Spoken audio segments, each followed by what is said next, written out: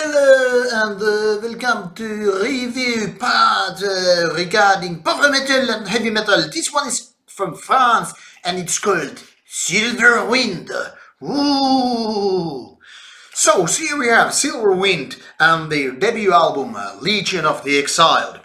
Here we have this nice CD which kind of has the same cover, the same image as the cover, and here is the background of a jewel case as well as the backside with track listing. Released by No Remorse Records. This one is a interesting album. So here is the cover image. Nice fantasy castle, by the way. All role players such as me should be excited about the cover itself. And if you're into power metal or heavy metal, I don't see a reason why this wouldn't be your cup of tea. Now inside, what we have is lyrics. Then we have the traditional midpoint band image. As you can see, 5 guys looking upward, singing of baguettes and all other French delicacies. And then more lyrics and, well, that's it. 9 songs, about 40 minutes of metal that is something between power and heavy metal. Now, let's do a confession here. I'm not a big fan of power metal. Rarely that genre actually kind of appeals to me because most of the bands are either too embarrassing, they are way too melodic, they are way too happy, they are just way too light, and they probably go way too high-pitched screams or any of those other reasons in the list, and that gets me kind of like, yeah, nice guitars, but not my cup of tea. But this album is actually a kind of a positive exception to the rule. When I gave the first spin to this album, I was, driving my car, and a couple of first songs was like, okay, this kind of a hybrid of power and heavy metal is like a Manowar, but not quite. A little bit more to the power metal side, but then again also these kind of a Manowarish things like the vocal work, which is, by the way, quite good. And also these mentions of steel and glory and fight and battles, and I kind of got my flutes going on, and I was like, okay, maybe, just maybe these guys, these Dragon Slayers, maybe these actually have something to offer. And then when the third song, which I must fourth song, Fight for Glory. There was the intro, which I kind of skipped and mixed 4 and 3.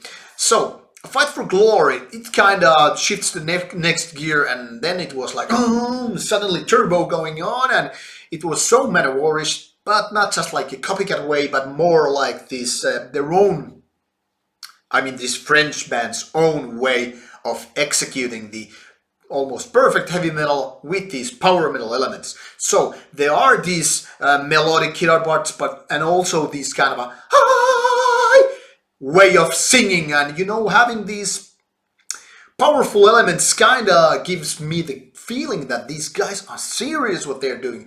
They're not just your typical live action role playing guys with their hoods and plastic swords or whatever, but actually doing heavy metal the kind of a classic way, the kind of a 80s way, but not being retro as such, but more kind of having this modern day production and good way of composing songs and having nice riffs, enough power and enough cliches, but not too much. It's kind of like a tightrope walking, and I was like, sure, these guys are actually pretty talented. They have this kind of a vision how to do this kind of a almost embarrassing but not quite, or very cliche-like but not too much, kind of a Manowarish but not being copycats. So kind of having lots of different ideas and elements from different bands, and then actually creating their own broth out of all this.